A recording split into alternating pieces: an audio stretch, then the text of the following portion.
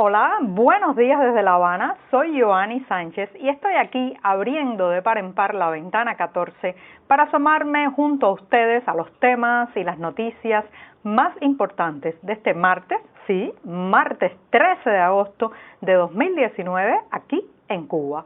Hoy comenzaré con una reflexión muy personal, el humor, el nuevo campo de batalla del oficialismo cubano. Por otro lado, vuelve a faltar el cemento y en el mercado negro se duplica el precio del producto.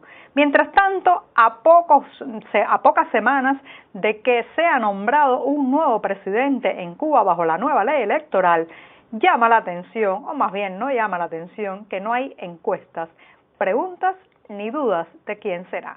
Y por último, una pincelada refrescante, abanicos, pencas o un trozo de cartón, lo que sea, para no pasar demasiado calor en este agosto. Y bien, dichos los temas, voy a pasar a revolver para tomarme el cafecito informativo.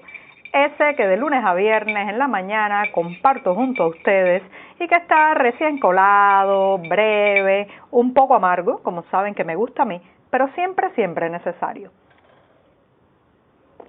Después de este primer y largo sorbito del día, les recuerdo que pueden ampliar todos estos temas y estas noticias en las páginas del diario digital 14 y medio que hacemos desde dentro de Cuba.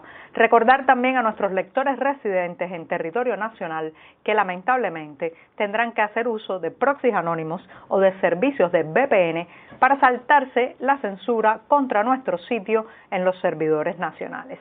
Y dicho esto, voy a pasar con el primer tema que ya les aventuraba, les adelantaba, que tenía que ver con una reflexión muy personal sobre el humor, eso que nos hace reír, a veces nos hace salir algunas lágrimas, pero sobre todo que nos hace reflexionar sobre una realidad, sobre una situación, sobre diferentes posturas del ser humano. La semana pasada, un artículo en el diario oficialista Granma, órgano oficial del Partido Comunista, ha destapado la polémica porque en ese artículo el autor se quejaba de que los humoristas cubanos, el humor que se hace en el país, tiene como blanco fundamentalmente de su crítica a los burócratas, a los funcionarios, se burla de todas esas figuras que vemos en los entramados de poder, en las oficinas, en los lugares donde hacemos trámites, que muchas veces pues tienen una mezcla de corrupción, ineficiencia, una neolengua que hablan llena de tópicos y consignas, y bueno, pues ese burócrata cubano ha sido por décadas el blanco de la crítica de los humoristas, de los chistes, las burlas, y ahora también pues eso se ha extendido a las redes sociales y es blanco frecuente de los memes. También, bueno, pues también las figuras políticas son muchas veces aludidas en estos chistes, no con sus nombres y sus apellidos, porque saben que eso sería bastante complicado para un humorista que se presenta en un lugar público, hacer una crítica o burlarse de alguien como Raúl Castro, como Miguel Díaz-Canel. Eso ya sería pues estar a un paso de las rejas o los barrotes o la prisión. Pero bueno, de todas maneras también se hacen muchos chistes sobre eso, y entonces el autor de este artículo publicado en Granma se quejaba de por qué los humoristas no se burlaban del maceta. El maceta es el nuevo rico, ese que ha acumulado un poco más de ganancias y de riqueza que lo que le gustaría al igualitarismo ramplón que quiere imponer el oficialismo cubano. ¿Y por qué no se burlaban del contrarrevolucionario? Ahí estoy citando, en realidad esa es una persona que tiene una opinión diferente, plural, como en cualquier sociedad del mundo, menos en Corea del Norte y Cuba, debo señalar, bueno, pues el autor de este artículo estaba muy molesto porque los humoristas no hicieran leña del árbol caído de esos otros personajes o figuras o individuos que existen en la realidad cubana. Esto ha destapado muchas réplicas. Hubo una muy buena del humorista Ulises Toirat que definía la tesis de que la gente, el humorista no hace las pautas del humor, sino que se guía también por lo que la gente, de lo que la gente se burla, de lo que la gente cree. Entonces el humor es un reflejo de la opinión popular en este caso. caso. Pero yo quiero agregar otro punto, y es que en un país con tantos silencios, en un país donde no se ha podido debatir públicamente tantos temas, donde el que piensa diferente y dice una opinión crítica es tildado inmediatamente de enemigo, mercenario y contrarrevolucionario, el humor se ha convertido en una válvula de escape para decir muchas de aquellas cosas que tenemos prohibido decir en el lenguaje directo, sobrio, serio de un parlamento, de una reunión, de una conversación en la calle. Por tanto, el humor ha sido ese acompañante fiel de los cubanos, esa cueva donde nos permitimos gritar y decir y cuestionar. Tiene mucho de eso de lo que pensamos, pero no nos atrevemos a decir, como decía hace un rato, en el lenguaje más serio y más directo. Por tanto, pretender que la gente se ría de lo que el gobierno quiere que se ría, de lo que las autoridades pautan ahora como norma para reírse, bueno, es amputarnos lo poco que nos queda de expresión libre, al menos en el humor. Y eso que a los escenarios y a los micrófonos de la televisión y a la prensa escrita no llega ni la mitad de los chistes que hacemos en el día a día. Ya se imaginan quiénes son el blanco predilecto de esos chistes. Y bien, me voy rápidamente al segundo tema. Si usted está construyendo una casa, reparando un baño, rehaciendo una cocina, quizás está en el peor de los momentos posibles.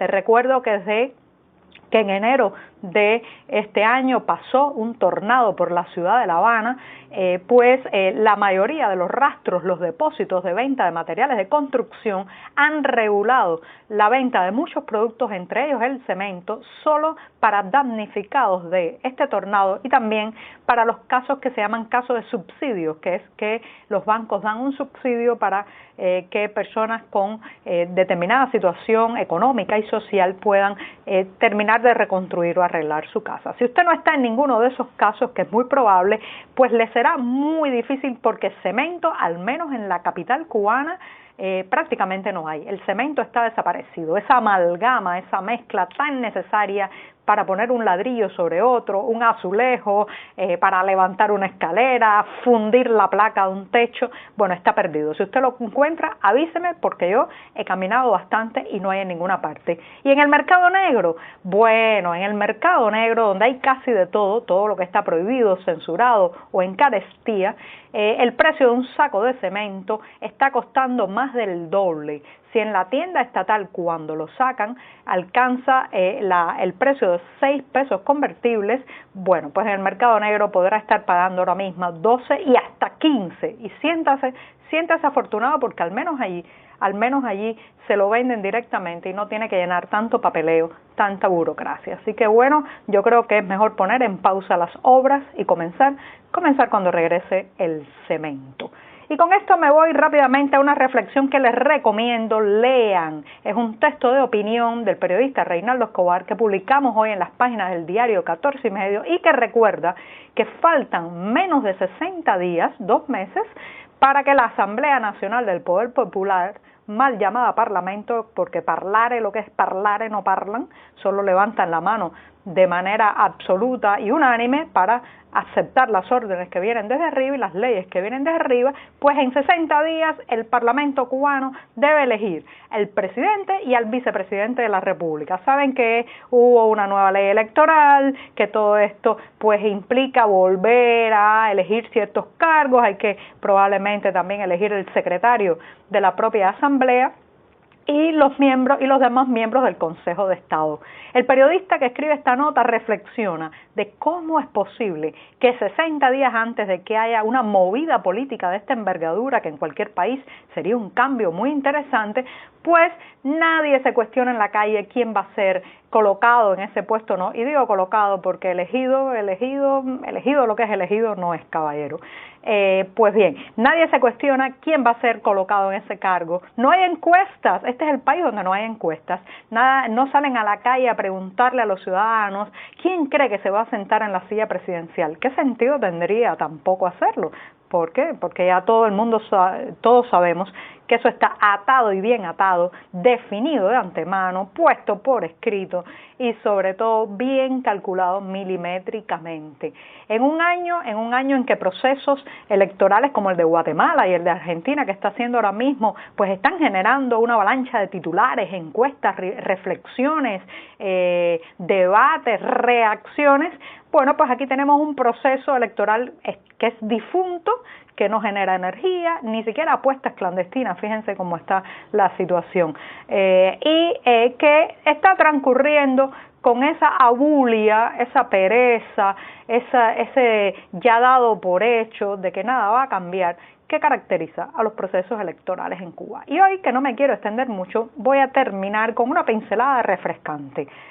Señoras y señores, hay un calor tremendo en La Habana, no les recomiendo que se expongan al sol en el horario de 10 a 3 de la tarde porque hay que cuidarse un poco de la deshidratación, de los desmayos, sobre todo las personas más ancianas, los niños pequeños, mejor permanecer en la sombra, a resguardo, hidratarse mucho. Y si usted no tiene ventilador ni aire acondicionado, si no pertenece a la casta del nuevo rico que puede pagarse un split, esos aparatos de climatización ya más modernos, bueno, pues no lo lamente tanto porque podrá tener quizás un abanico, volver a la vieja escuela del abanico, la penca, que es este abanico más rústico, muy popular en Cuba, y bueno, pues en ese caso abanicarse en la terraza, abanicarse en el portal puede al menos refrescarlo un poco. Si se va a abanicar, les recomiendo unos abanicos excelentes que hace la bloguera y periodista independiente Rebeca Monzó. Esa mujer, además de refrescarle el día, le va a embellecer el día con unos abanicos preciosos. Y con esto me despido esta mañana. Muchas gracias.